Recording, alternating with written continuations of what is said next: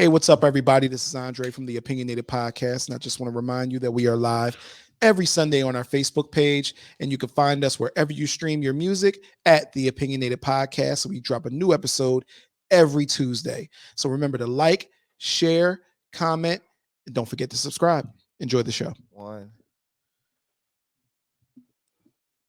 Hey, guys, welcome to the Opinionated Podcast, and we are your host. I'm Cool Kev. Kevin Durant. And I'm Big Dre, and we got a special guest today. Charles J.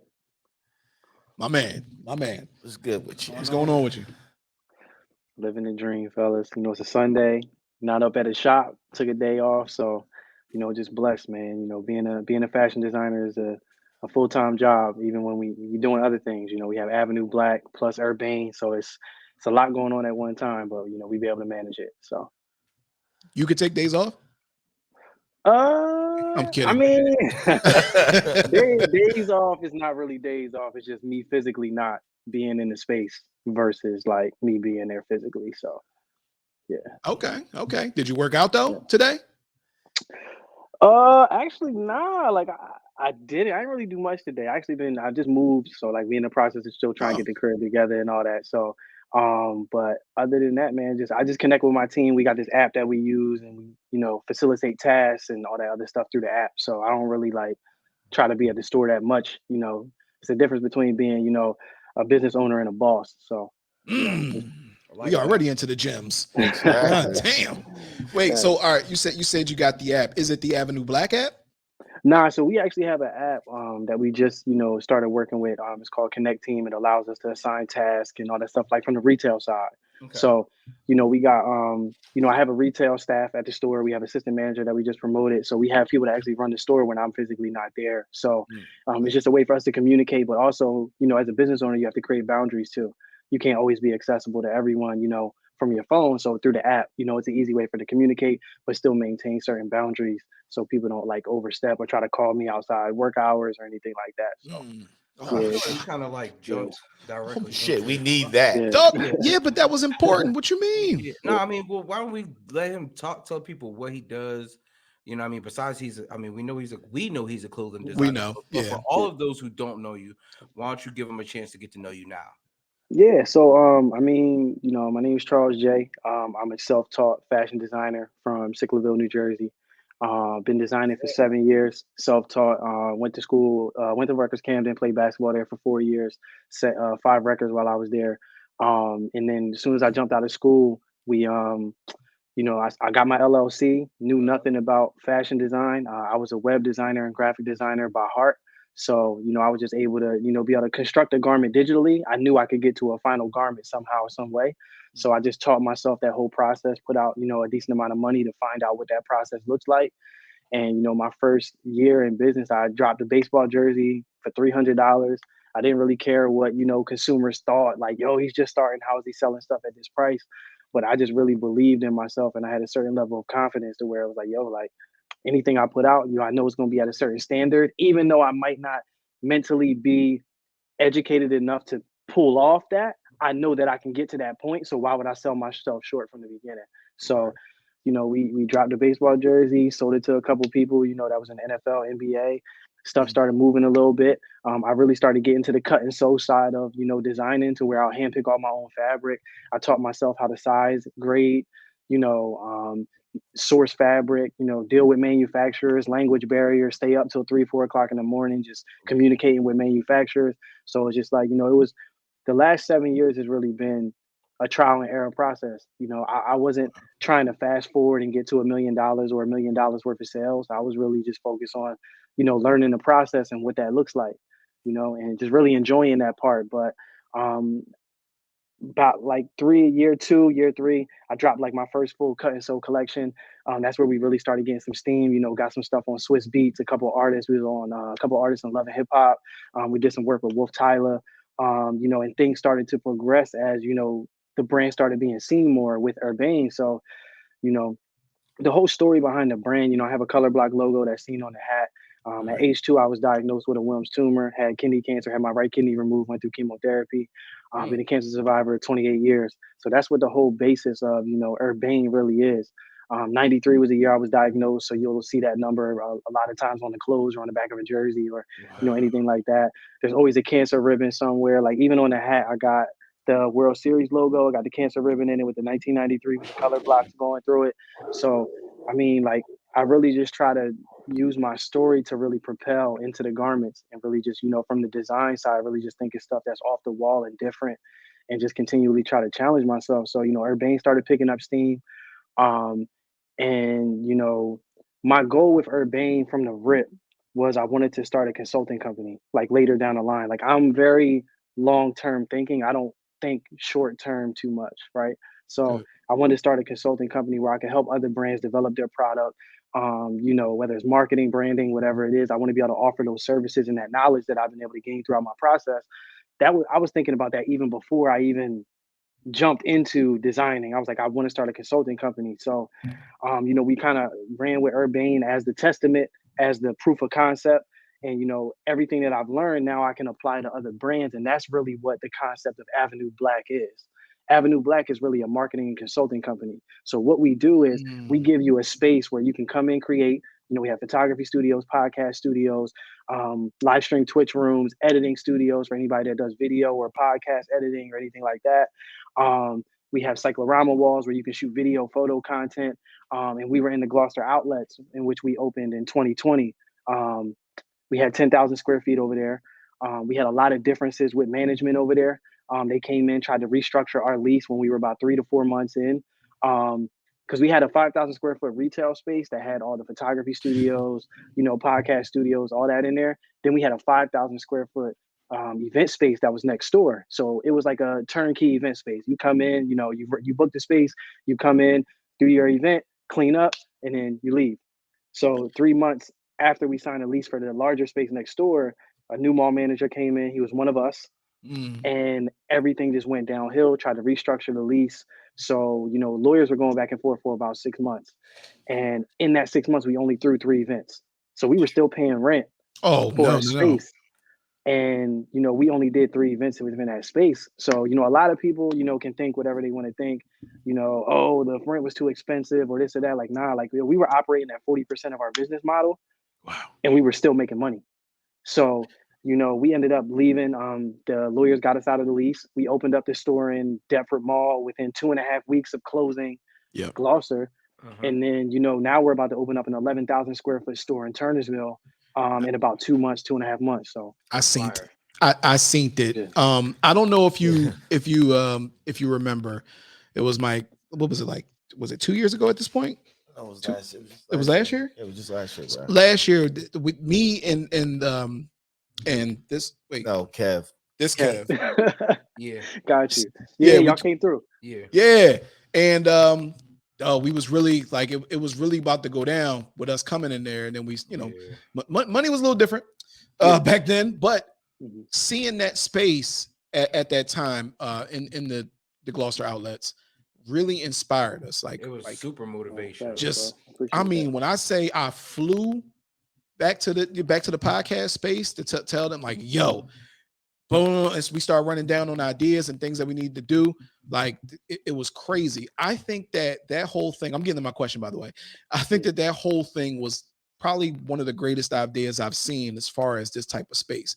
My question to you is, what type of maniac would start a clothing brand He and said, then start another clothing brand, but which is also basically a clothing brand, oh, excuse me, a full educational, what do you call it? Pretty much create content. It's just the whole Content creating. yeah. What kind of maniac would do that? Would So start two brands so big? I mean, I think so. What happened was Avenue Black as a brand was really an accident. It wasn't supposed to happen, right? So we opened up this space in Gloucester. So we'll backtrack a little bit. Early of 2020, right when COVID hit, Mm. I was a district manager at Aldo. At Call It Spring, which is a subsidiary at Aldo, but I was a store manager at Aldo for 6 years, and then I got promoted to district manager 3 weeks before COVID hit. COVID hit, they closed down the stores, for like 2 months. They tried to push me back down to be a store manager, and I just never went back. So because they had to start closing stores because of COVID. So they Right. started to close stores, and then basically they were like, yo, if you can help save some of these stores, we'll keep them open. But COVID hit, so we closed for 2 months. So those stores already had to close because we were closed for 2 months. Yeah. So those were all the stores that I was overseeing because I was coming in to help save the stores' performance because they weren't performing at the level they needed to. So basically, COVID hit. We in quarantine. They tried to push me back down to store manager. I'm like, yo, nah, like I'm good. Like I have one kidney. I'm not trying to be exposed to COVID every single day in a retail store. So I kind of played it off for like a couple months, and then I just never went back. So that same November, me and my business partner Warren Prescott, for Avenue Black, my business partner, we ended up opening the Gloucester outlet store because we've been looking for a space because we wanted to do an event space for like 4 or 5 years. We just never found the right location. And then I used to manage a store over at Gloucester. So I already know the customer. I know the traffic patterns. Like I know how to operate within that space. So, you know, we ended up opening the spot. But it was a co-working space. So like, you know, I'm familiar with, Will Toms and you know, Dave from Rec Philly. And Urbane was actually in Rec Philly's consignment store that they have within their business model. Like Rec Philly's a creative co-working space. So basically very similar to like a WeWork, but it's for creatives. Like they got podcast studios, audio recording studios, a co-working space, all of that. So I was, working with Rec as far as putting my product in there, but I saw some opportunities on the retail side because that's where my background is from. I saw some opportunities in the retail side where it was like, listen, their business model is based off of, just building creatives. But what if I can help build actual brands in-house and do things in a vertically integrated, situation to where, I can come in, I can help you develop your brand's business model. I can help you develop your product. I can help you build your website, build your mobile apps. But then on the last end of it, I can give you a physical space for you to sell your product.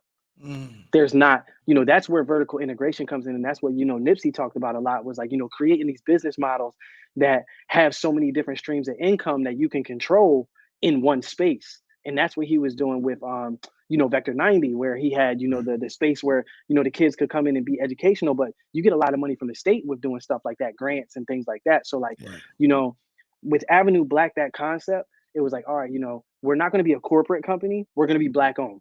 And we're going to let people know that we're Black owned, but we're not exclusively for our just Black people.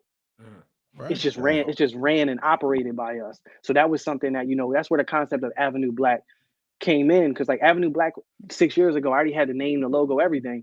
It was supposed to be a digital fashion magazine, but that project just didn't work out with the people who I brought on for it. So I kept it in the tuck and was like, listen, I'm gonna hold on to this because this name is fire. The logo is fire. Like, let me sit on this. So we opened up Gloucester. We were just putting hoodies and t-shirts in there so that our members could have something to wear from a marketing side.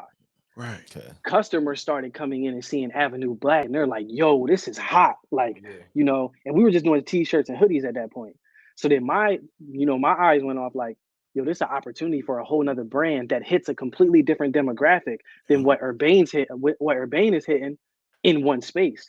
So now we have two in-house brands that we operate and sell that, can reach two different customers at the same time. So if you walk into Avenue Black, we have Urbane on one side, Avenue Black on the other.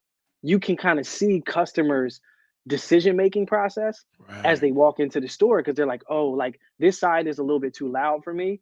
Let me go over to Avenue Black because it's more like a Calvin Klein, Hugo Boss, more subtle, neutral colors. Urbane is more loud, statement pieces, loud colors, it's a little bit more fun.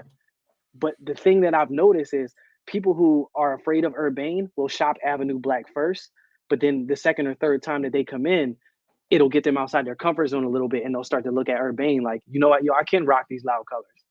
You know what I'm saying? So like we thought so deep into like, consumerism and, just the idea of having multiple streams of income within one space so that we don't have to solely rely on one thing to pay the bills. And that's the thing that, is really going to be able to propel Avenue Black because the 11,000 square foot space that we're about to open up is going to be one of the largest event spaces in South Jersey, period. Like easy. We can fit 600 people in there. Oh, wow. Okay. Monday through Friday, we do the co-working. So if you're working from home or like you're a creative and you don't want to work from the crib, You pay $40 a month, you can just come in, sit on the couch, be on your laptop, connect with other creatives, use the Wi-Fi. But we also have space within that space that you can rent. So like we have another membership that's $200 a month to where Yep. you get a certain amount of credits that you can utilize every month. So like if you do your own podcast, but you don't have the equipment and you don't have space to record at, we got a high level space that you can come in. It's gonna look dope. If you don't got a camera, we got cameras that you can rent. So like, we have that concept pretty much down. And Gloucester was really just our test to see like, yo, is there a need for this in this area? And we saw bits and pieces of success in Gloucester. And it was like, yo, we're not gonna like go 50% and go get a 4,000 square foot space. If we're gonna go in, we going all in. So we went all in on the 11,000 square foot space. And one thing I try to communicate with people and tell them like, yo, like we're eliminating 90% of the risk for you. Right. Yeah. You don't have to go out and get your own equipment. You don't have to go rent a space. Yeah. We literally have everything in-house for you. But I know this is a concept that's new for people in South Jersey. So it's going to take them time to really grasp what the Absolutely. concept is. So that's kind of been like, the hurdles that we kind of had to overcome. But, that's the concept in a whole. So I think hitting the right demographic when it comes to stuff like that, and for things to catch for me, definitely up here in South Jersey is a very it's important. Yeah, because people out here is a little fucking naive to some of the stuff and hesitant, man. I don't know why. I don't understand Definitely. why. That's why everybody always moving to Atlanta, Florida, New York, or California. Something that I see Miami. is like, you see a lot of people in South Jersey who have the talent and have everything that they need. But the thing is, their eyes aren't as big as their mouth. They'll talk about doing all these things, right? They'll talk about doing all these things like, yo, I want to be, an artist, or I want to be the next designer. I want to do this. I want to do that. But when it comes to, doing things that are actionable to get to those goals, a lot of people in South Jersey feel the need like, oh, well, the market's not here, so let me move to a bigger market. And, and that's their motivation. That the motivation is I have to get to a bigger market so I can have a better chance.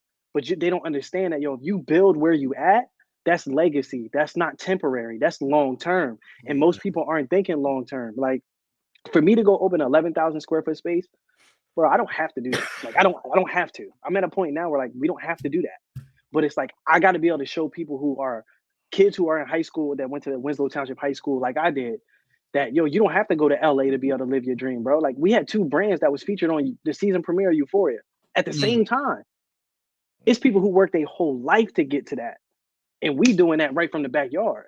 So it's like if I gotta kind of be the example for people to kind of see like, yo, you don't gotta dip out. You don't have to leave. Like we have all the resources that you need right here, right now. And that's really what the goal has been, for me since I started designing. It was like, yo, I can move to LA, I can move to Atlanta. Like we was just in LA for LA Fashion Week. We're gonna get to that. Yeah, we yeah. We're gonna get to that. DJ jumping the gun. Yeah. That's definitely fire though. That shit is motivational. It's definitely inspiring from the fact you coming from our hometown, you know what I mean, or where we've grown up around, you know what I mean. I'm from Chiz, Kev's from Westsacco, Dre's from Philly, you know what I mean. We're all, if we not 10 minutes, 25 minutes away from this area, and we've all grown up here. And we've been to your places, we've kind of watched you grow from where we've met you to now, and see some trials and tribulations, and everything you've been doing is dope. I mean, I just was there last week copping up some clothes, bro. No, I appreciate that, bro. Spent a couple of dollars in there, and I was highly fucking impressed with just what I purchased. I mean, just going out and about, I was getting compliments left and right.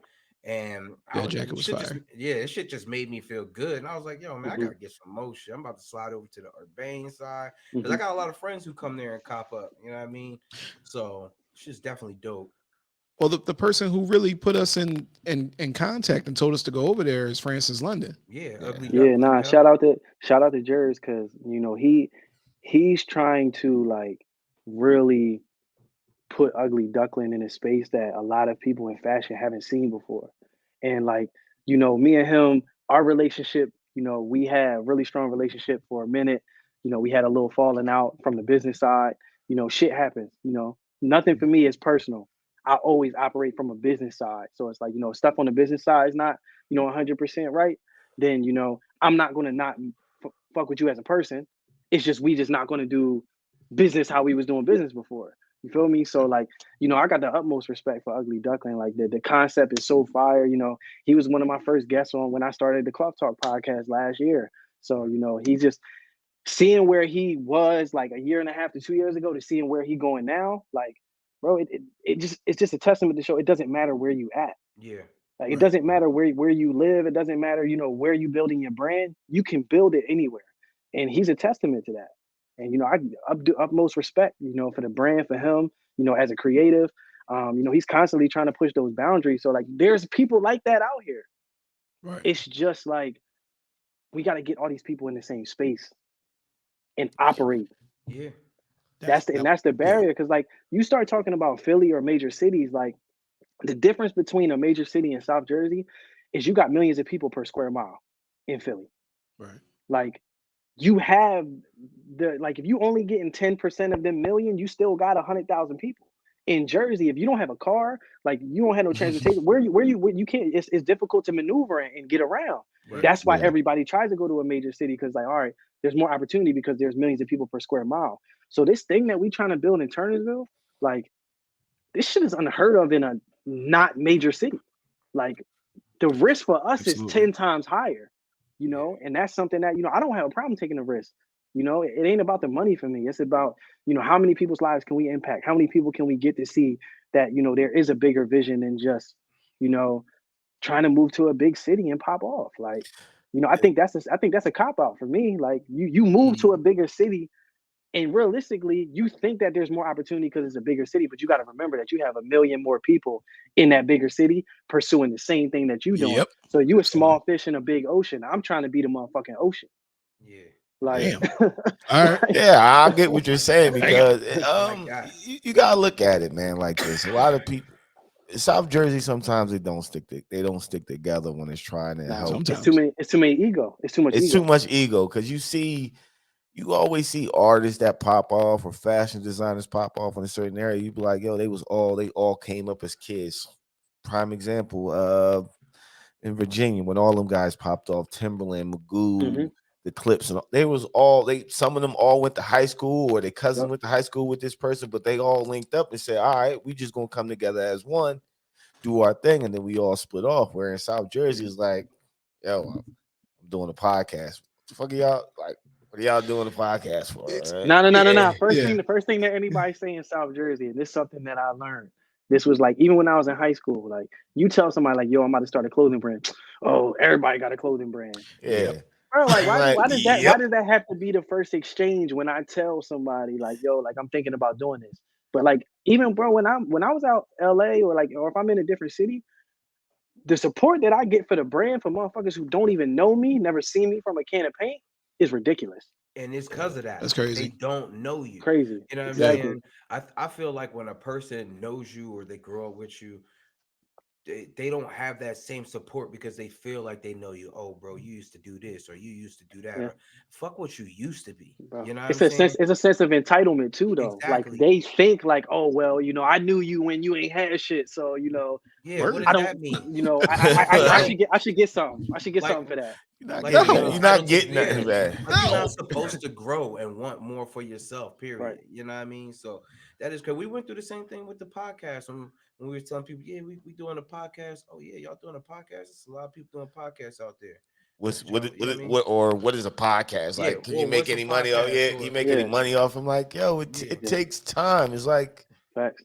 And we reinvented ourselves. Like, I just hate when people have that mindset, and then when they see you blow, now they want to feel as though they're a part of it. It's like, they want to piece of that pie for sure. They do want a piece.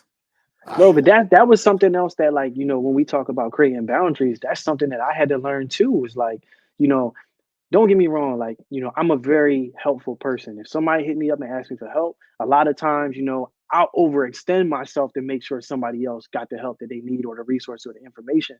Right. But I had to take a step back when I started to realize that all the help that I was giving out wasn't necessarily, beneficial to anything that I was trying to do or pursue, or it was taking time away from things that I was trying to do. So then I began to put a dollar amount on my time. So instead of somebody hitting me up and be like, yo, bro, I want to pick your brain, like me 2 years ago, I'd be like, yeah, bro, let's set up a call 6 o'clock. Let's do it. Now I'm gonna send you a link and tell you to book a consultation. And if you're not trying to pay me $200 an hour to have that conversation, then realistically, what are we talking about? And then I started seeing people's energy change towards me the moment that I started valuing my time at the level that I valued it. Because, people try to throw the word collaboration out, but collaboration, not community service. And that's how I operate now. Like, I don't do community service like that no more. If you got a business and you trying to get your business to the next level and you want to utilize me for your business, I'm gonna send you an invoice, or you're gonna pay me for that time. Because the time that I'm not putting in my own business, I can't afford to put it into your business for free, bro. I got bills. I got Turnersville, bro. That's a $15,000 a month of rent. Like, I don't got time. I don't have time to like. You heard what he said? I heard you. I heard you. You heard what he said? Stop cutting him the fuck off. Let him finish I just wanted y'all to hear what he said. That's all. Let him finish his thoughts. I just wanted y'all to hear it. Yeah. All right. I mean, it's just like, man, people really just don't understand, man. Like, once you understand the value that you can add to any situation, like any room that I walk into, I know there's a way for me to add value, because what I'm gonna do first, I'm always gonna listen. I'm not gonna talk first when I get into the room. I'm gonna figure out, all right, what's the value that I can add? Is it, resources? Is it information? Is it just, supporting somebody else's point because it's validated? It's just, once you start to operate in that light, you begin to see that, your time is very valuable. And once I realized that, like, I don't do free stuff no more. Like, somebody hit me up to speak at an event, and I was like, yeah, like, this is my rate. That's right. And they told me, like, well, we don't feel like, you're worth that rate. Okay, cool. It's not for you to determine what my value is. I determine what my value is. So, that's something I had to learn too. That's hilarious. I don't know if you're familiar with the guy. His name is David Shands. And I learned that, like, that type of thinking from him. He has a podcast. It's I forget what it's called. Maybe I just don't want to plug it. But nah, it's plug a weird podcast. No. It's called Social Proof Podcast. Because I really learned a lot from just his content, period. And I learned that from them because that's their whole model. Like, when it comes to like teaching someone something. Now, the thing is, you also weed out those people. I used to make beats, right? So a lot of times you get so many people who want to waste your time, dog. It's insane. Everybody has such a high opinion of themselves. Some people telling you, yo, I'm about to do a remix with 2 Chainz, I'm about to do this, I'm about to do that. So, you give your time to them. And then a year later, when nothing comes from it, you just left, holding your nuts. But when you assign that dollar amount to your time, which I think is reasonable if you want to get to the next level, you know what I mean? People who back off of that and say, oh, no, I don't know about that. Cool. You didn't waste my time. So I think a lot of people that really do their thing should do that. But they actually have to have something to offer. That's a respect factor too. It's like people who, if I tell somebody my price and they're like, hey, listen, if I had it, I would book you, but I don't. That's somebody I'll negotiate with. Okay. But I'm not going to negotiate with the person who immediately downplays my price. Like, if you like, yo, 200 is just outside my price range. Like, I really would love to work with you, but, I'll get back with you, when, I have, more, income or more, disposable income to be able to book that. I'll send you a voucher for 25% off or 50% off. Because I know you still want to work, but it's just a matter of, like, I read people's reactions at this point. Like, I'll say something just to see what the reaction is, to see how the energy is going to be. And if the energy is not right, I'm not going to work with you, because I can take a clothing brand from phase 1 to phase 3 or 4 in one meeting. Like, I can give you all the resources that you need in one meeting so that you don't have to go through all the bullshit that I already went through. That's well worth $200. Well Absolutely. worth. More. Right. And one way I was able to filter that now was like, all right, you know what? Instead of me trying to filter people on my own and waste my own time to filter people, all right, you want to do a consultation? I dropped this ebook, 5 tips to start your brand. Buy the ebook for $25, right? Get through the ebook, because then when we go into a consultation, it's not a matter of me trying to work out your thoughts. It's a matter of you bought the ebook, you already worked out your thoughts. Now we can work on actionable items for the next hour. So, that was me just trying to like streamline my process and understanding the value of my time. Now I don't got to waste an hour just for you to figure out what your brand is. Now we can utilize a whole hour for you to really get to the next step. And some people they don't think that deep. But like I'm always thinking way deeper than the average person is. And it can't hurt to have those emails on file. But it makes that makes that's half the battle right there. All that shit makes a lot of sense, man. You know what I mean? Because like he said, his time is valuable, man. That $200 that you telling people you charging for is $200 you can be making on your fucking own somewhere else. You know what I'm saying? Exactly. And it cuts out the bullshit. Because if we would have had paid $200 for somebody to help us figure out how this podcast, it would have saved you so much bread and so much. It saved us a lot of bread. Thousands of dollars. We went through so many different mics, cameras, equipment. I'm like, God damn! But we didn't know how to do it. We were just picking this shit up, reading this shit on our own, learning shit every other day. So, now you look at it like this: like y'all go ahead and drop an ebook. 5 steps to starting your podcast. Sell that joint for $9.99, $19.99, whatever it is. Now you don't even got to answer those questions. You feel me? Like it's just. Yeah, man, it's just understanding streamlining processes, man. That's something that we're not taught in our community, though. In the Black community, we're not taught structure, systems, none of that. We're not taught none of that. So we're literally just figuring things out as we go. But we have to be able to pay that information back somehow, some way, whether somebody has to pay for it or, it's just us giving out gems. Like, I do a lot. I try to hop on as many podcasts as I can because that's an opportunity for me to talk, and give people gems for free versus me charging you $200 or something dollars. Like, oh no, just go listen to this podcast. I covered that right on there. Like, so yeah. That's crazy. Yeah, that's a perfect thing. Go ahead. So like when it comes to that, your space. So I'm gonna bring it back to that.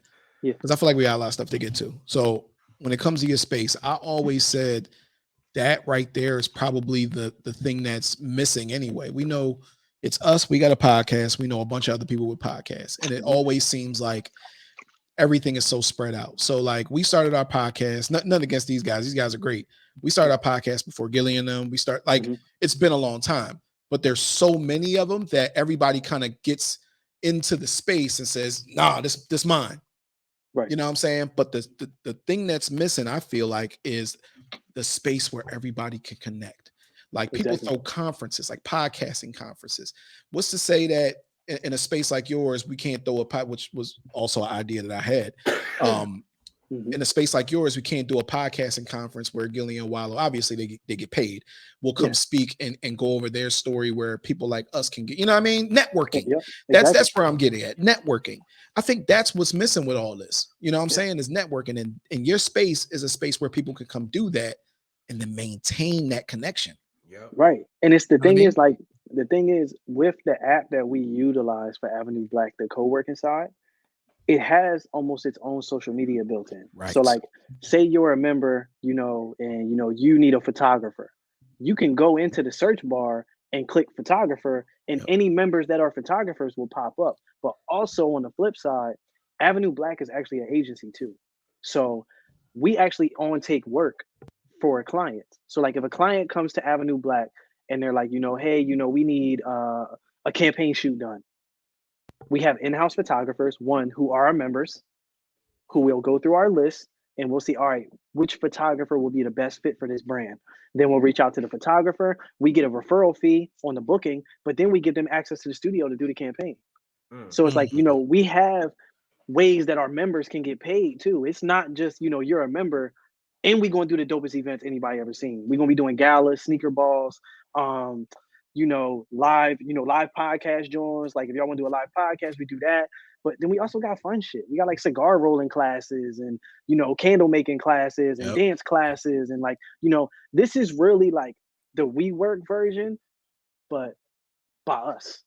Word. And we don't have, and it ain't no investors. We funding this 100% with our names on it. Like it ain't no like, oh, we got $1 million worth of funding from, XYZ Incorporated. And it's just, nah, like we're taking out loans under our names to get shit done that we got to get done. It ain't no, oh, we got an investor coming in giving us 2 million. Here y'all go. Like, that's why I say we taking on 90% of the risk. And a lot of people just don't understand that. And I don't, I'm not using that as a cop out. Like, yeah, we taking the risk, so y'all got to fuck with us. Nah, like we're trying to build something in South Jersey for y'all. And if y'all don't see the opportunity or take advantage of it, that's gonna be on y'all, because this shit gonna move regardless whether you hear or not. Yeah. I'm always support that.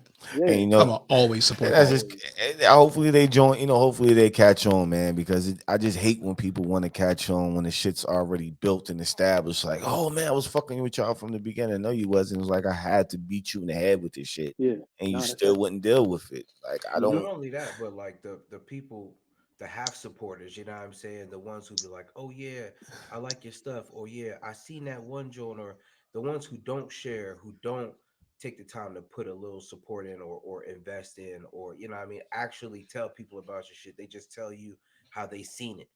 That's it. Right. That's not the same as supporting it. You know what I Yep. Yo, mean? Yeah, exactly. We know it's that. wild. It's wild too, because like from my side, like if I step outside of who I am, right? And I look at like if I'm a designer from this area and I see someone doing something that I'm trying to do, right? Why would I not want to work with them? And that's the Simple. thing that like it's ego. A lot of it is ego because they don't want to seem like, oh well, he's above me. So if I work with him, that's how it seems. Nah, bro. I'm stepping step with everybody. I don't care if you screen printing t-shirts or you out here on, New York Fashion Week. At the end of the day, we all on the same playing field because we're all making the same product. Right. We're developing a product and we're selling it to a consumer. I don't give a fuck what the levels are. We all here. And it's just like we got a store in Deptford Mall.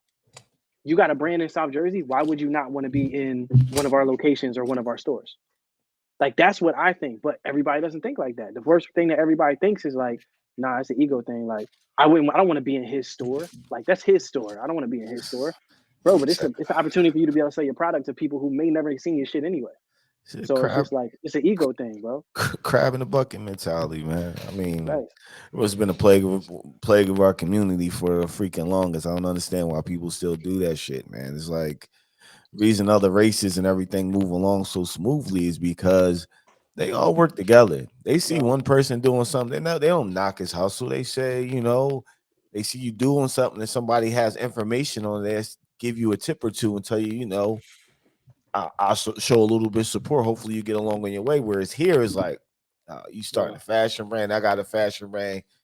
Automatically in my eyes, you're my competition. I got to knock you out and I got to get you out the way so I can get on. It's like you Bro, don't have to do that. McDonald's, Burger King, they all on the same block. Right across the street. Yes. Right across the street. So like I don't, all that, we do the same thing stuff. It doesn't really matter. Like Yeah. there's millions and there's billions of people in the world, bro. Right. You only need 1%. Not even you need 0.5% for you to have a successful business. You need 50 people that buy your product consistently. Everybody wants to sell to 1 million people. You just need 50 people that buy your product consistently. If you got a product that sells for $70 or $80, and you got 50 people that are willing to purchase it, or 100 people and 50% of them purchase it when you drop it, bro, you got a successful business model. Right. It doesn't matter what you sell, but people get so caught up in the numbers and not in the percentages. The strength is in the percentages because when you begin to grow your numbers, the percentages can stay the same and you'll still grow your business. And that's what people get so caught up in, like, oh, well, I got these 20 people that's in Sickville that fuck with my brand, so I can't have them fuck with yours. Like, nah, bro. Like, that's not how consumerism works. That's not how a Right. capitalistic environment, government, none of that. That's not how it works. Capitalism is made for us to spend more of our money on these things. Wow. Not There's only that, plenty of but opportunity. if they don't like what you have, or they can like what you have and like what someone else has Exactly. and still spend on both sides of the table. Or Right. you can like one podcast, and I do a podcast and I like hella Yeah, podcasts. me You know what too. I'm saying? I Yeah. listen to a lot of different people. You know what I'm saying? And it wouldn't ever stop me from working with them. I mean, the people that I listen to, I'd love to work with. That's a Yeah, of whole course. Right. different realm of Of working. course. Yeah. But it wouldn't matter. You know what I'm saying? Like none of that matters. Like the whole thing when you said McDonald's and Burger King, a person can like both. They can have McDonald's on Monday and Burger King And on Burger King on Wednesday. too. That's right. You can have it in the same day if you want. Exactly. If you're feeling frisky. Yeah. If you feeling fat like me, yeah, you might just feel like do wasting that. a lot of toilet paper. Breakfast and dinner, you know what I'm saying? But you can do that and still not feel obligated to have to only deal with one. I like McDonald's, so I can't fuck with Burger King. You know what I'm saying? But as a consumer myself, I like a lot of different things. So something might attract me more than others. But at times, it's not always going to be like that.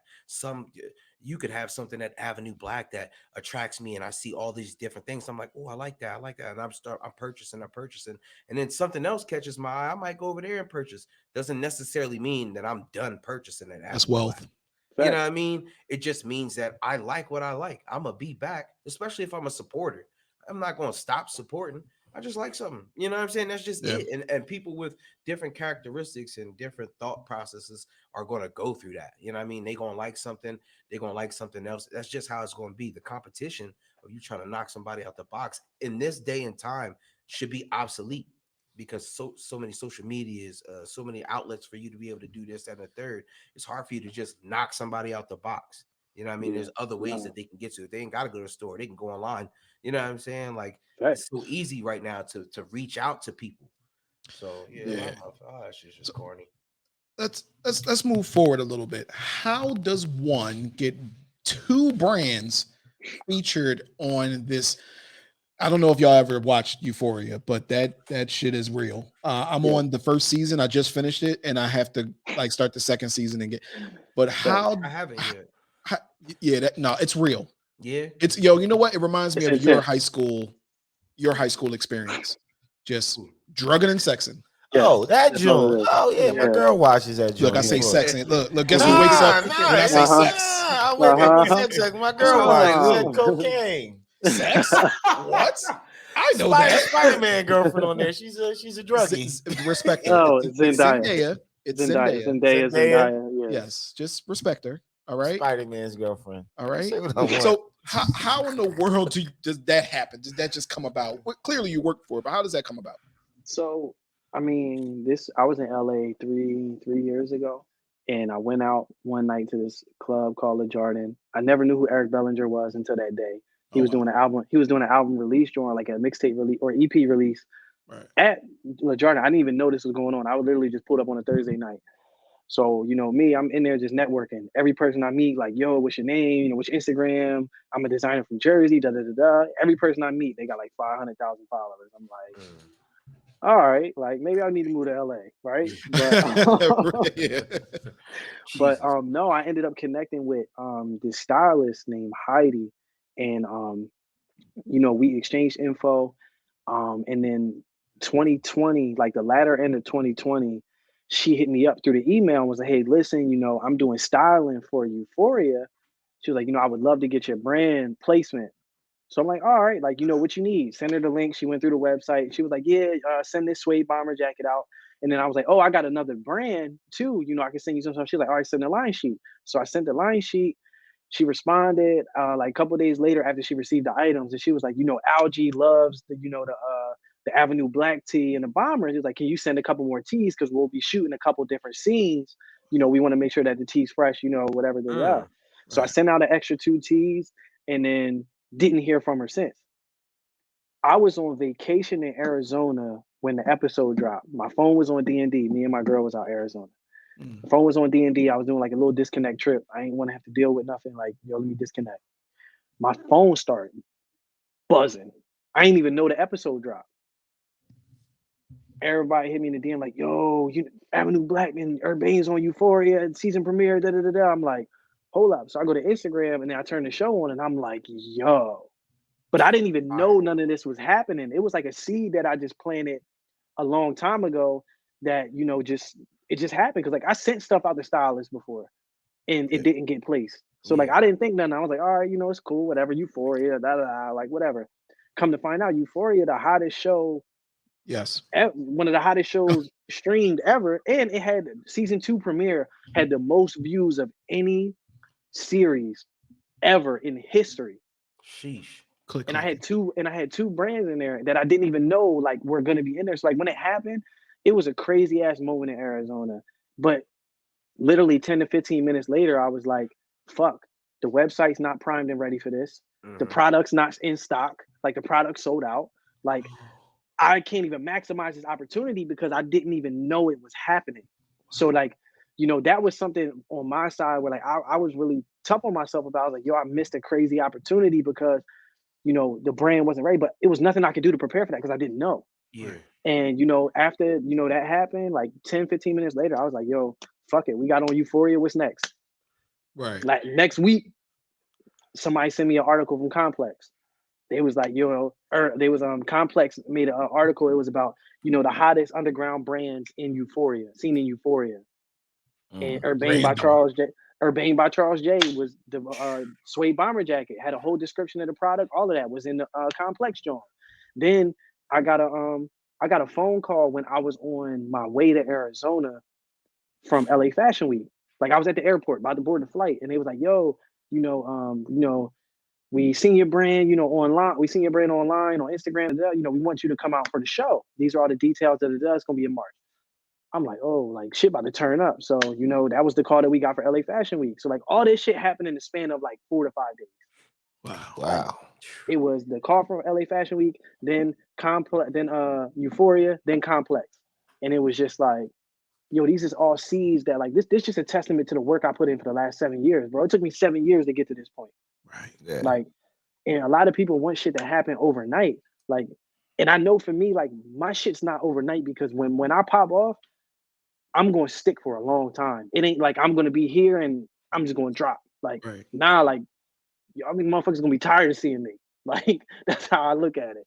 So it's just like, yeah. And then, everything just started to fall into place. And, I'm just a huge person that's just like, yo, shit's going to happen. Things going to go wrong. We just got to keep figuring this shit out. And the more that we go, the more knowledge that we gain, the easier it's going to be for us to deal with stuff. Right. Like, bro, we had a leak. This was after I came back from Arizona. We had a leak in the stock room at the store. Lost $30,000 worth of product. Bro, I could have and everybody was hitting me like, yo, I can't believe this. Da, da, da. I'm like, and I'm just like, yo, you know what? It's all good. We gonna be straight.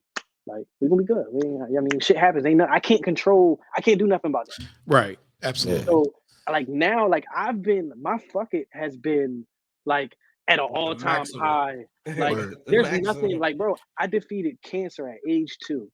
Right. What else is God going to throw at me that I can't handle? Like, let's be honest. Nothing. Like it doesn't matter what I go through. Like I'm always gonna find a way. That's just what I do.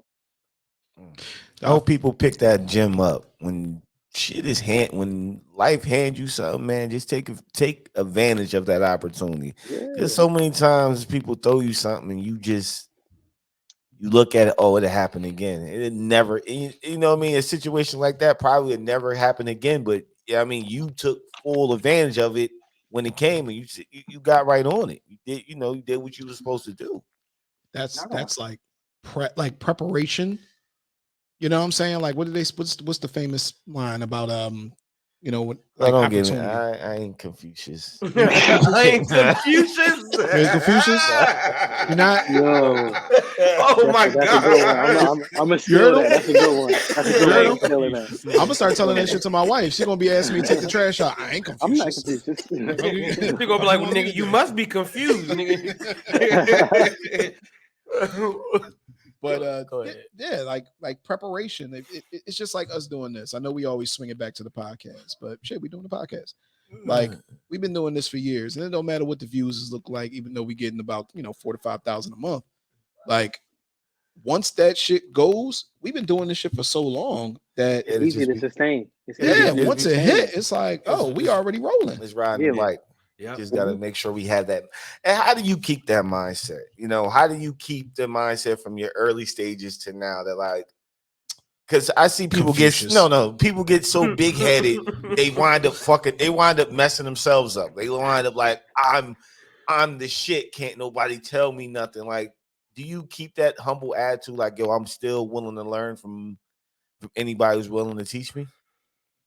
I mean, how I look at it is like this.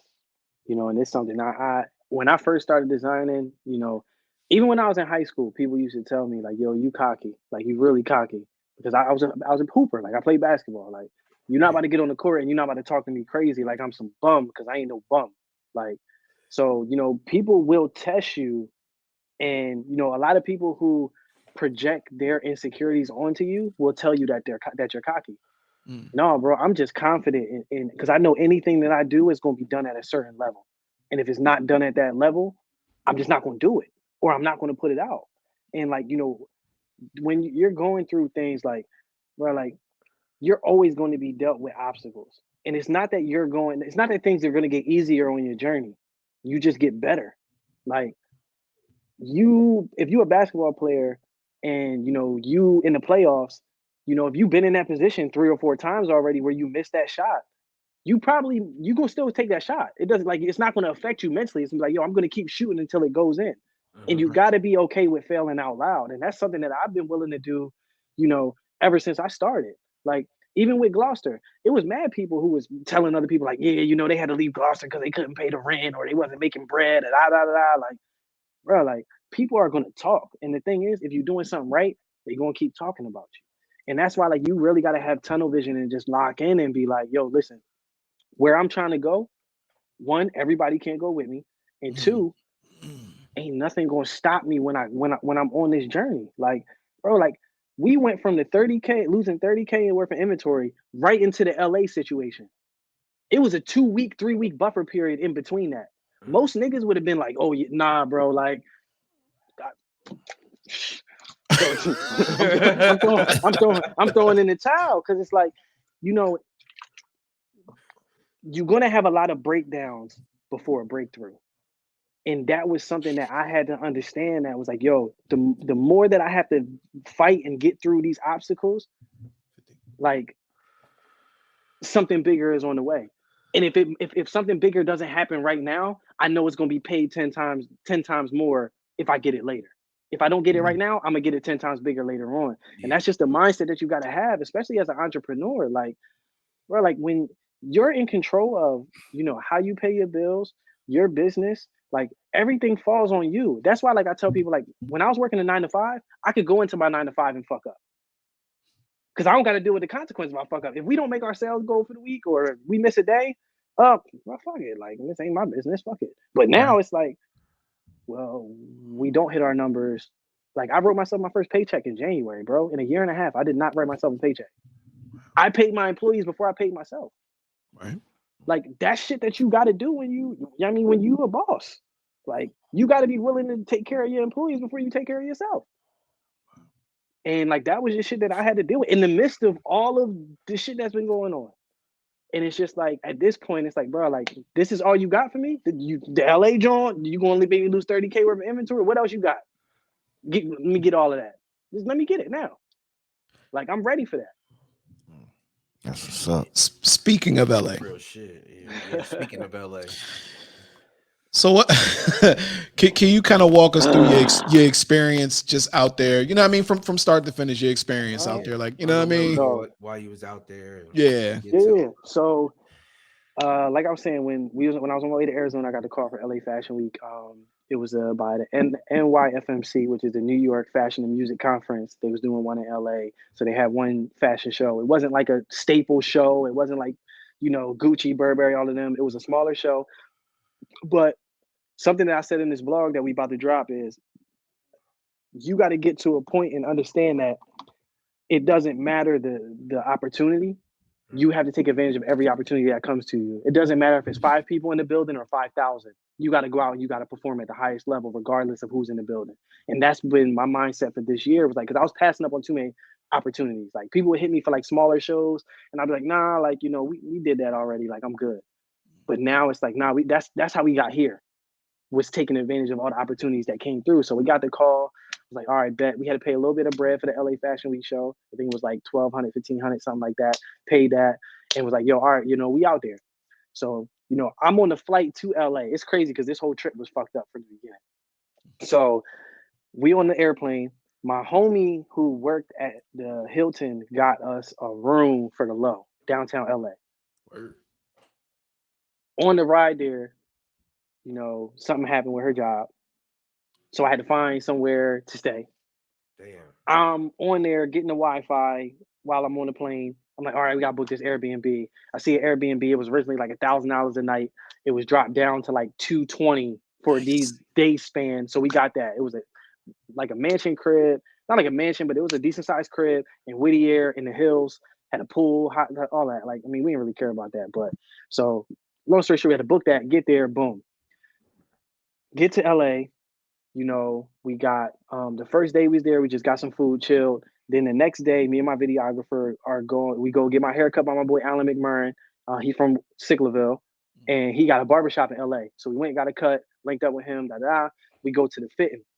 Fitting is crazy. I literally got a line full of models and I got to pick which ones I want for the show. Did that. Then I had to style all of them on the spot. We left there, went and grabbed food. Everything was like a vibe. And then we went and did a photo shoot out there with a model named Sheree McCain that we linked up with. Okay. Banged out the photo shoot. Next day is the show. So, we go out, get something to eat. Call time for the show is at 2:30. We pull up, park the whip, bring everything up, bodied the whole show. Probably was the best brand in the show. I'm not even piping, but crowd was going crazy when we came out, all of that. Show's over. Let's celebrate, yo. We had a hell of a 2 days. Let's go out, let's celebrate. We go out to go get some food downtown LA. It was difficult to find parking on the street. So I was like, all right, let's pull in, it's a parking lot right here. Pull into the parking lot, park, pay, leave. Bro, we going for like 45 minutes max. Like we got there at 8 and was back at the whip by like 9:15. 8, everything. Come back to the car, windows busted on the rental. My camera stolen, $5,000. My laptop was $4,300. My suitcase that had all the clothes in it from Fashion Week was about 13 or 12, 13 to 12 or $13,000 worth of clothes. All my vegan leather shit going. My videographer's drone, one of his lenses, all of that shit stolen. So capped out at about probably like 25 to 30K worth of shit stolen out the car. And bro, the crazy thing is, we pulled up to the lot, got out the car. I didn't scope the lot because I'm on a high from the show, so I'm like, yo, let's just go get something to eat. Cool. Right. We come back to the car. We see that it's busted. I see it's 2 dudes and a girl on the other side of the parking lot, graffiti in the wall. One dude was dressed in all blue, had an LA tat on his face, so he a Crip. I'm scared. So yeah. So I walk over there. I'm like, yo, I was like, yo, how long y'all been here? They was like, yo, we've been here for like 20, 30 minutes. I was like, yo, y'all ain't see nobody bust a window out the car, and take a bunch of stuff. They was like, nah, what, they stole y'all camera equipment? And I was just sitting there like, damn. And it was just like, it was a crazy moment because it was like, this could be a life or death situation. And it's like, I'm not about to press the button. Because if I press the button, I don't know how this is going to go, and I'm not from here. Right. So it's like, you kind of just got to eat it. So, I'm like, all right, thanks, man, whatever, and I walk away. So we sitting there we call LAPD. LAPD, we waited for 2 hours. LAPD never showed up. Oh, my God. The dude and the 2 dudes and the girl still over there. So I walk back over. I'm like, yo, y'all really ain't see nobody? He was like, nah, why? What's up?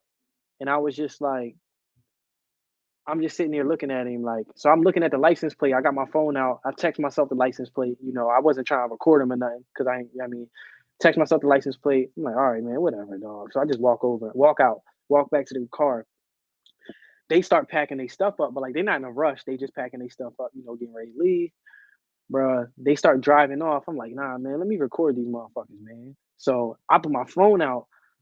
It was God, bro. My camera would not work. It wouldn't work. I could not record. I tried to record them. I couldn't. Dude, hop out the car, walk up, yo, cuz you recording me? Oh, shit. And I'm just like, nah, yo, what you talking about? He was like, nah, let me see that camera roll. And I'm like, so I'm thinking it was recording, but it wasn't. So I go to the camera roll, it's not there.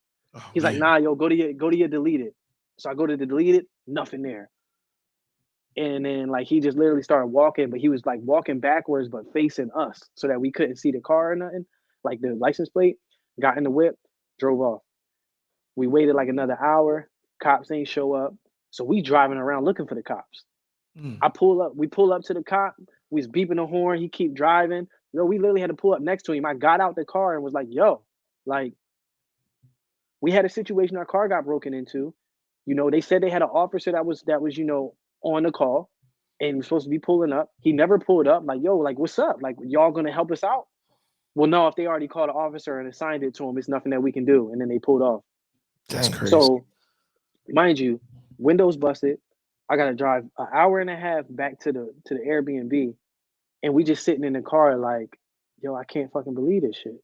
But then like I just literally said something and was like, yo, you know what? Like, it ain't shit that we can do about it, bro. Like, this shit happened. You know what I mean? It ain't nothing we can do about it. And it's crazy because 2 weeks before that, we claimed the business insurance stuff for the leak that was in the stockroom. So I can't even do a business insurance claim. Our insurance company is going to drop us. Wow. So we can't even do a claim for the shit that we lost in LA. So, you know, it's just like, and the thing is, we have a whole vlog that we going to drop, like a whole joint that we going to drop. And it's crazy because the day before, that was the day we were there, the show was on the 30th of March. Nipsey's death anniversary was on the 31st. Right? Yeah. So we was at Nipsey's dispensary the day before the show. Shot a little vlog joint, like, you know, paying homage, grabbed a bunch of weed, all of that, whatever.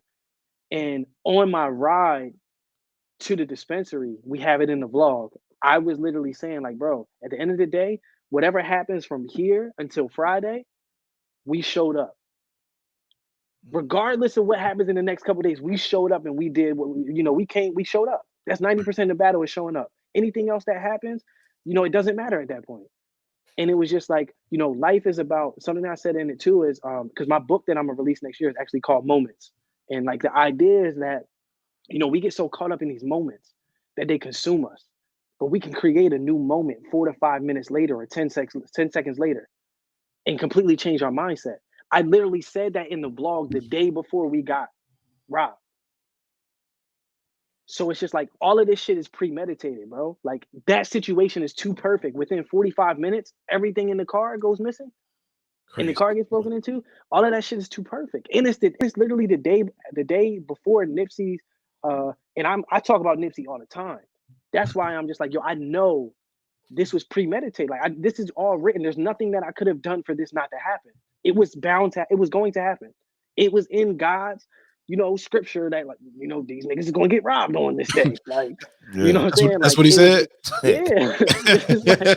It's just nothing that we could do to change the situation, but we can control the outcome. And literally the vlog like flows so crazy because it talks, all the verbiage that I was using was the day before we got that situation. And it's just like, you know, for you to feel like you on top of the world, and then you know what we was talking about earlier about humbling yourself, bro. Like that's a humbling moment. Like, nah, yo, you could feel like you on top of the world and all that shit can be taken from you. And it's crazy because Nipsey's house got raided and the cops stole all his equipment and he had to start over. Right. Dang. Which so is the crazy. correlation, Yeah. The correlations for me is just like, bro, like I'm God sent. This is like I'm meant to go through this. I'm meant to be next up. I just gotta keep my head down and keep working. Cause bro, people was saying like, yo, like why LA didn't fuck you up like that? I was like, bro, I've already been through the biggest battle of my life. All this other shit doesn't matter. And that's been my mindset from day one. Just like, yo, anything that I go through, biggest battle, I already beat it. I fought it, beat it already. Anything else, bro, you can throw anything at me. It doesn't matter what it is. Like, it doesn't matter what it is, bro. Like, such a big lesson right there. That's a huge lesson. That's a testament right there, bro. That's a testament to your strength, man. Your character, show who you are. By hearing that story, that just let me know that you are destined to be something great. Because most motherfuckers would have folded like a chair, like a lawn chair, man, in that situation. But like, you know what? I done lost $60K in a matter of in a month or so. Like I done lost $60K. Like, that's it. I'm done. Like I can't fuck with this shit no more. Like I can't take this hit no more. Right. And we about to walk into a space that we gotta pay $15K a month. And we gotta put out $100,000 just to do the build out. So it's like, right, like you can't get, like I said, bro, you can't get caught. It's never about the money. It's never about the money, bro. Money is gonna come and money is gonna go.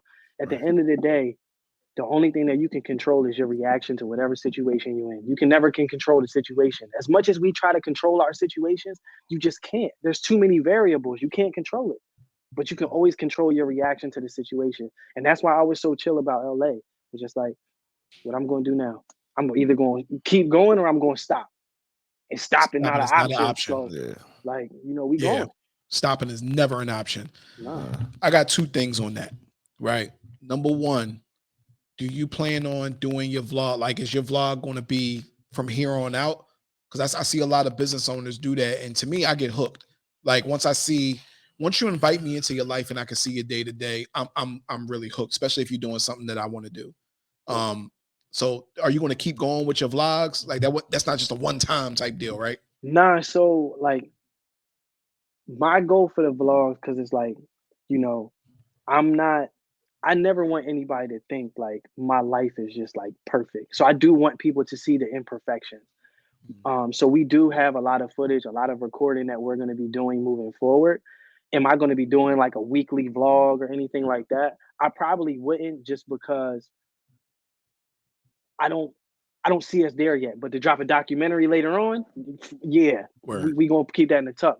But as far as us doing vlogs consistently, like, yeah, we'll probably drop like a vlog, especially since we about to open up Turnersville, and we got some other things that are cooking up too. So like we're actually gonna document those processes now, like us redoing Turnersville, Absolutely. all of that. Like we have footage from that already and all of that. So it's like, we're gonna vlog stuff out, so people can see this journey, but it ain't gonna be on like, we dropping a vlog on some Tory Lane shit like every day. Like that's just we not there yet. So, but I'm definitely going to be a lot more transparent and let people see more into who I am and what I go through as a business owner. Cause I think there's a lot of gems that can, happen organically that way. Real time. Cause I don't like doing stuff that's curated.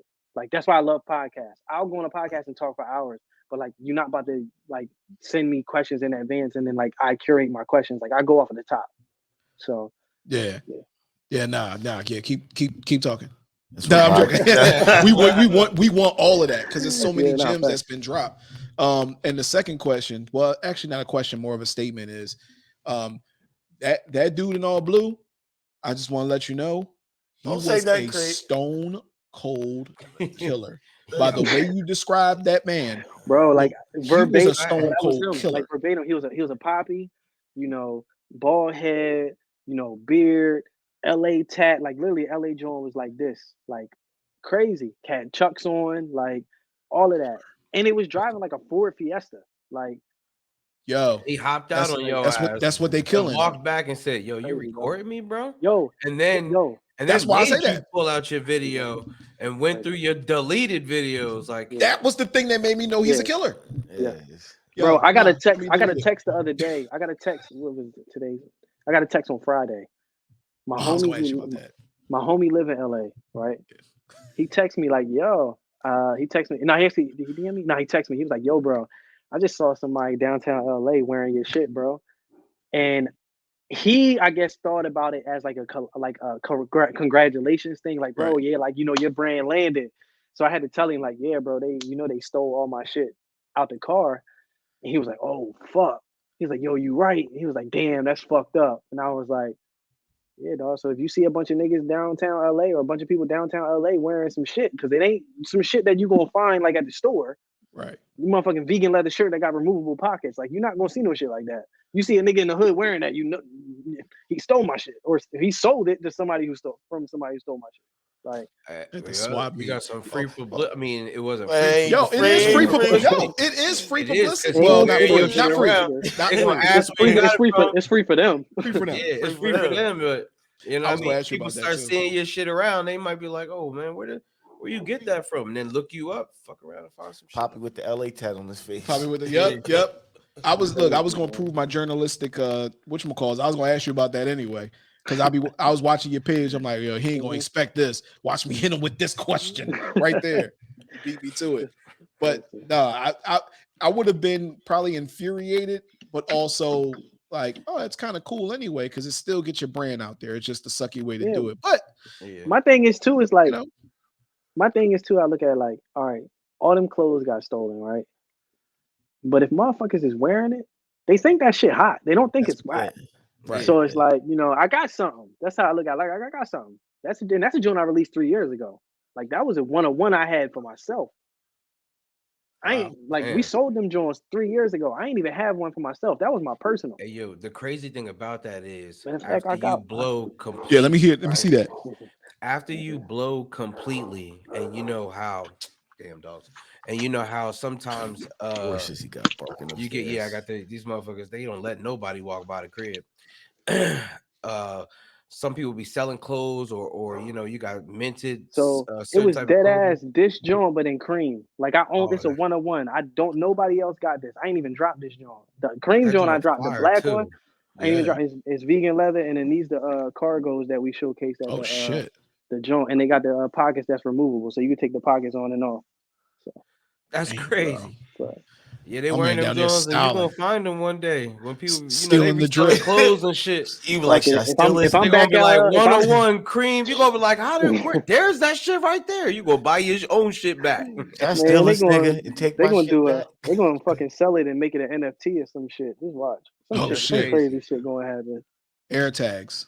Fact. Air tags. Very the very thing valuable. Is, my laptop was my business lab. It was a business joint. So like I didn't have it connected to my iCloud, so I can't track it. But my AirPod Pros was in the bag. But if they don't turn them bitches on, oh, you can't. Yeah, Word. like they not charged. I can't even get a location on them, so they probably just tossed them joints. Damn. And my hard drive. That's the worst. Fuck all the material shit. My hard drive though, that's my last 7 years of any work that I've done was on that hard drive. All my designs, everything. No copies?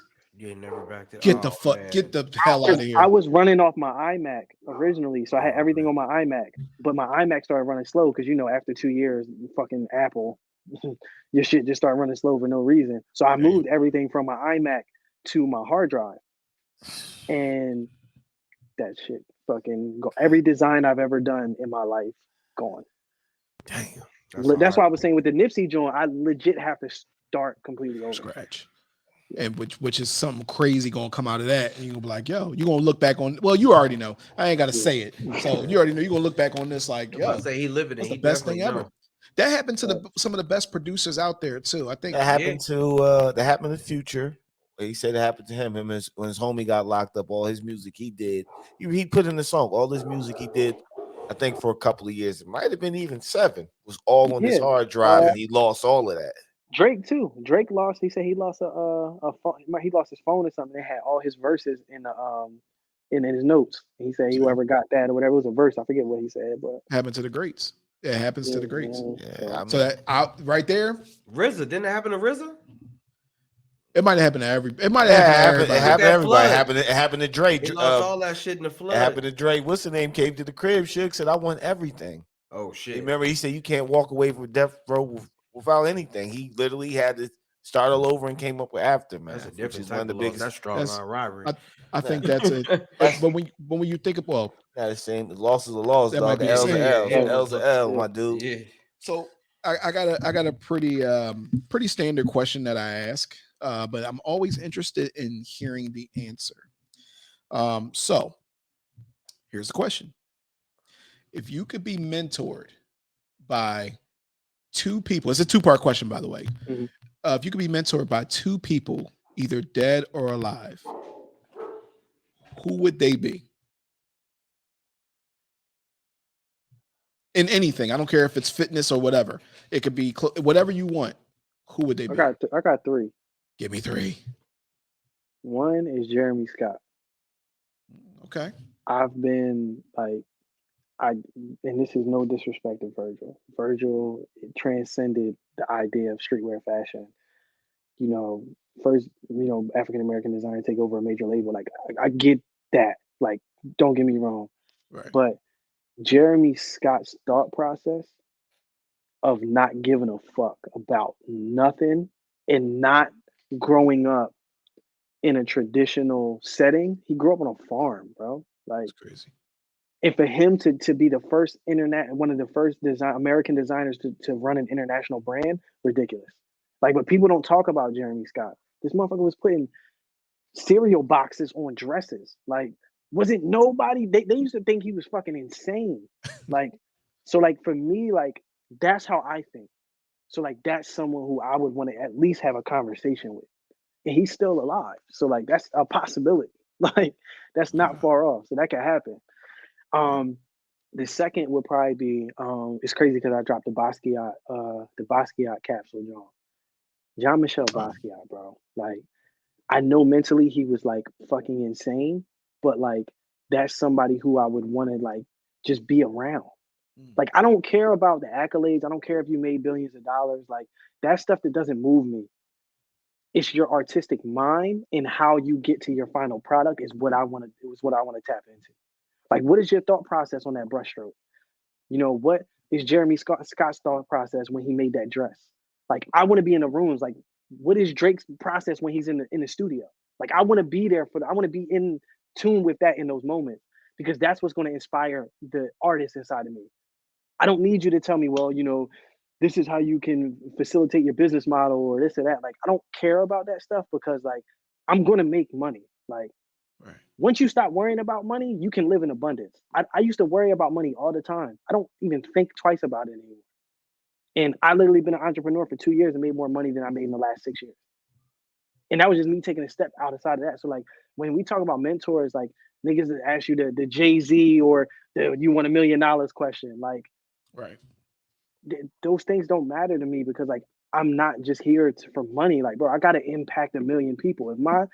If my funeral not like Nipsey's, like I'm not gonna feel accomplished. Like I need 1 million people saying that I impacted them. That's worth more than any money that I could ever make. I don't care if I make $1 billion. It doesn't matter. But if I can impact 1 million people or 1 billion people, bro, I can make $1 billion. That's easy. But I'd rather live off of impact rather than, getting in a room with Warren Buffett and him being like, well, you can get this tax break if if you buy a car that's $100,000 and it's over 6,000 pounds, you can write it off in the same year. Like, yeah, I get like the business side of that shit. Right. You don't want to pay. You want to make a lot of money. You want to expense it out, and you don't want to pay taxes. Cool, I get that. But it's like I want to know deep down what is the artist in you saying, and that's what's really going to be able to help me transcend my ideas and get them to the next level. So like those are the two people that like I would want to be mentored to have conversations with. The third person is this motherfucker that stole my design 3 years ago, Pierre Moss. Word. I want to be under him. Okay. And the reason why is because I want to see like these people that we put on these pedestals that say that they're transcending shit, they're puppets. They're not doing what we think they're doing. They're being controlled by the higher ups like this. And I really want to see it for myself. Because I know, no disrespect, I know he's one of them because he stole one of my designs. And I got a whole storyline behind it, how it got there, when it dropped, all of that. Do you like, are you comfortable speaking on it a little bit? If not, then fuck it. Nah, I am. Like, I mean, Okay, I'm not, and the thing is, I don't ever want anyone to think that like I'm out here saying this for like a clout chase. I'm not no clout chase type nigga. Like I'm not. But at the end of the day, if I get in the room with this person, it's gonna be a conversation. Like I'm gonna say something. I'm not just gonna sit there and be like, oh my God, that's Pierre Moss. Oh my God. Like, no, I'm gonna be like, yo, can I holler at you real quick? Boom, we gonna step out and I'm gonna talk to you. Like, yo, this design, you work with this stylist, right? Because it was a stylist that I was working with, that was styling Danny Lay at the time. I sent some product out to her. It didn't land on Danny Lay. It landed on like her choreographer, who was the girl Cool Like Cherry on Instagram. Landed on her choreographer. It just didn't land on Danny Lay at the time, but it was before Danny Lay even popped off. So I sent her the poncho, that jacket that I sent you, the cream version of that with the pants, striped rugby, all of that. So 17. Boom, sent all that out. It never landed on Danny Lay. 3 months later, the stylist is working with Pierre Moss on a drop. Then 2 months after that, the poncho drops. Same construction, falls the same. All he did was invert the stitch line, and that was it. It was literally the same exact product, and our logos are similar. Oh wow! That's how I peeped it. He got 3 color blocks. I got 6. My trademark, I had my trademark for since 2016. He didn't have his logo in 2016, bro. Like my sock design with the color blocks going vertical, he got that too. And like I got a situation that I can't speak on right now that is in process right now. But when y'all hear this in the next 3 to 6 months, y'all gonna be like, yo, I can't believe this shit. Come back and speak about it. I will. I can't speak. I can't. Yeah, Legality wise, I can't speak on nothing right now. But once it gets cleared, like and the legal system goes through, I'll come on here and talk strictly about that. We'll do like, Word. Easy. Yeah, we don't. Yeah, Moss. We're gonna get him around. So we can fire his ass right up. Yeah. Nah, like it just sucks because it's like, man, you work so hard. I've worked so hard for everything that I got right now.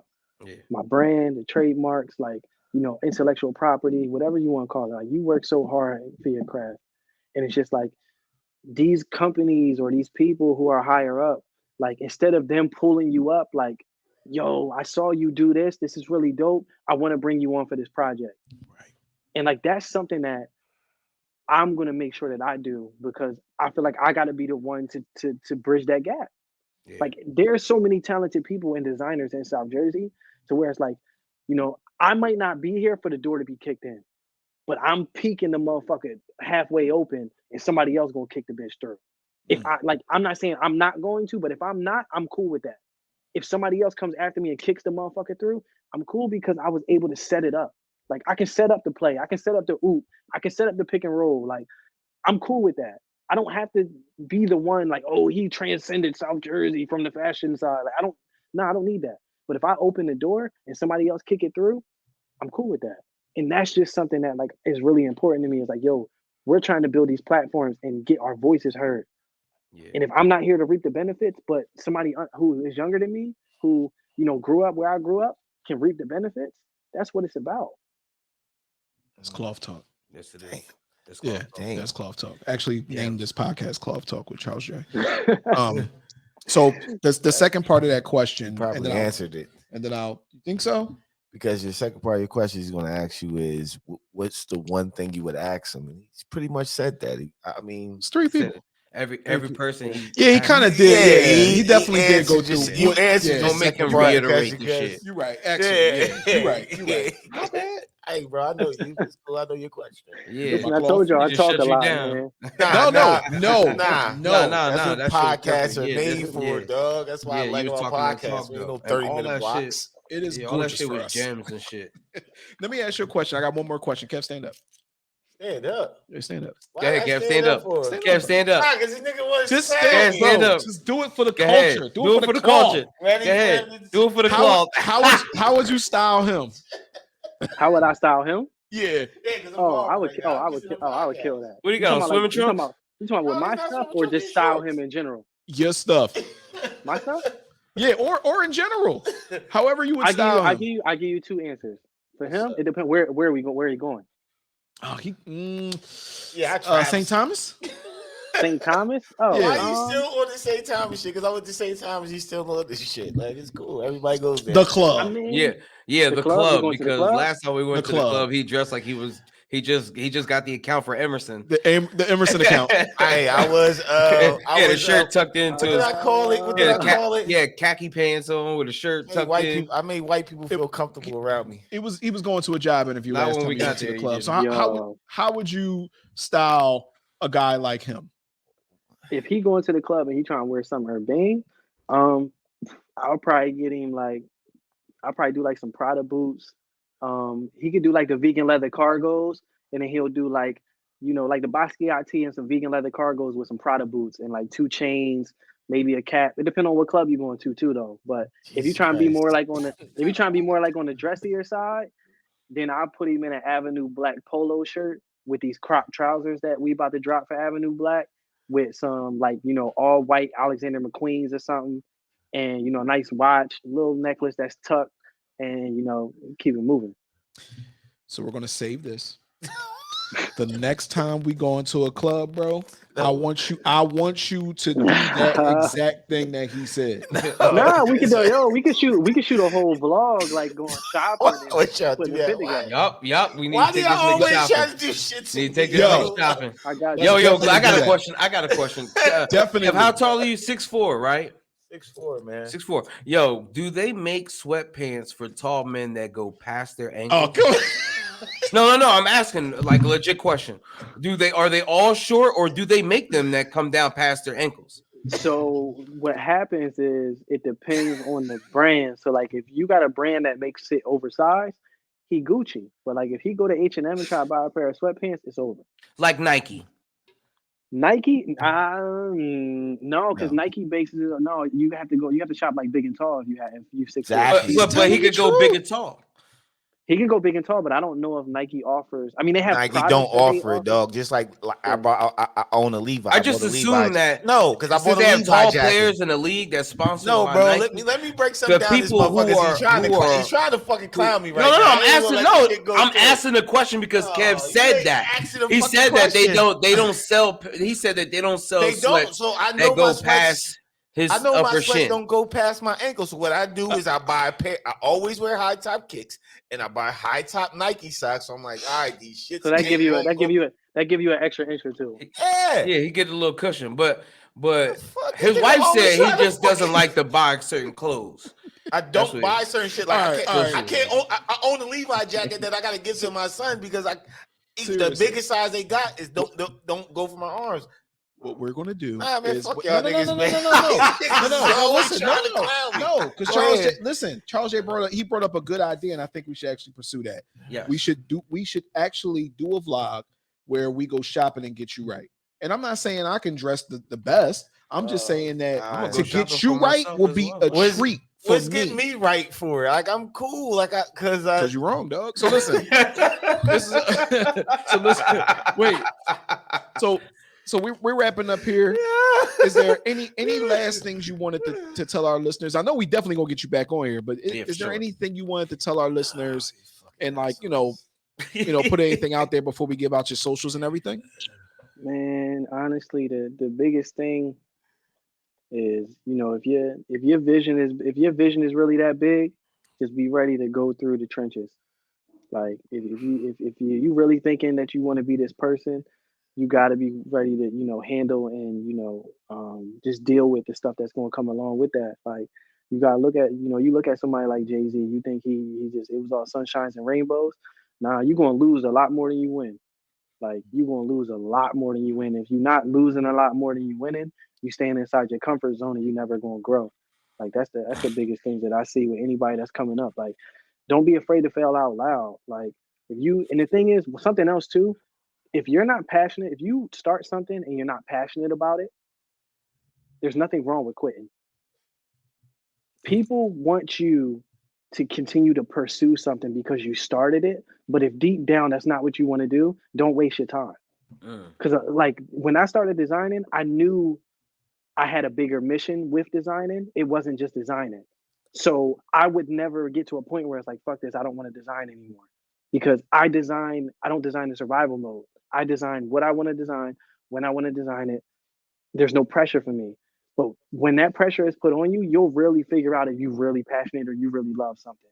And if deep down in your heart, it's just like, yo, I started this because I thought this is what I wanted. Don't be concerned about what other people think if you quit. And the reason why I say that is because you'll spend your entire life trying to validate your existence for somebody else. And if that's not what you want to pursue, then don't do it. Start something new. It doesn't matter your age. It doesn't matter when you decide to start or when you decide to stop. But don't pursue something because you're going to get the backlash of what everybody else says if you quit. And I think that's something that I see with a lot of people is the era of social media, they look at like, all right, well, I started this thing and people on social media know that I do it. I'm just not passionate about it anymore, but I'm going to continue to pursue this because I don't want people to think that I'm a quitter. There's two different things between quitting something that you're not passionate about and then quitting something that you're passionate about. Two completely different things. And I don't want people in this era of social media to continue to think that just because I started something, it doesn't mean you have to like make this your lifelong journey. You don't have to. Okay. You can switch up in that moment and be like, yo, you know what? I want to completely change directions. If I don't want to be a designer anymore, I'm not going to fucking design. Like, I'm just not.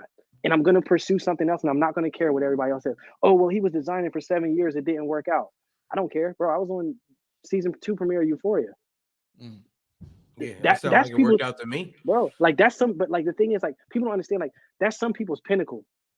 Right. Like, some people's highest point is, oh, you know, I was featured on this artist. That's my highest pinnacle. That's my life goal. I want to have my own store. No, I don't want to have one store. I want to have 10 stores, and I want to have 4 Avenue Blacks, and I want to have a Turo concept that we push out for Avenue Black, an Airbnb concept that we push out for Avenue Black, so our members can consume all of that.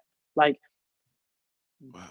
don't get so caught up in proving yourself to everyone else. It's really a you versus you every single time. And that's the biggest thing that I've noticed within myself is like, I've been able to accomplish things that people work their whole life to accomplish. But that's not good enough for me. And that's truly me going against myself every single day versus looking at the designer next to me like, well, they did this, so let me go and do this. Nah, like I was featured LA Fashion Week. I did Euphoria. All right, cool. I got more to offer than that. What's next? Always you versus you. Damn, bro, you smoked this That's motherfucking like- interview. Smoke this shit, boy. Yeah, I'm just like, gonna keep it G. I don't know. I don't know what to say to that. Yeah. How about we get your socials for everybody that Yeah. can contact you, or for where they can find your clothing at, and things like that. No, I got you. So my personal Instagram is at the Charles J, TheCharlesJay. I do have another Instagram that's at the Charles J _ because my other Instagram was hacked, but I just got that back. The website for Urbane is bycharlesj.com, bycharlesjay.com. And then we have avenueblack.shop, AVENUEBLACK.SHOP. That's for everything to deal with Avenue Black. And you know, you can hit my personal website if you need any type of templates for Adobe Illustrator for design purposes. I have my ebook at thecharlesj.com. So TheCharlesJay.com. You can book consultations through there. I do one-on-one Adobe Illustrator workshops. All of that stuff you can book right on my website. Dope. I just fire. want to thank you for I just want to thank you for thank you, coming bro. out and sharing everything, or Yeah, Nah, man. definitely. sitting down and sharing everything with us, because You Nah, blessed no, us no. with gems today, yeah, bro. this was super. Yeah, A this lot was of shit crazy like helpful. is a lot of shit you said hit home like right now, especially Yes. shit going on with me like right Yeah. now. So Nah, bro. I mean, you know, this just, you know, this not your final destination.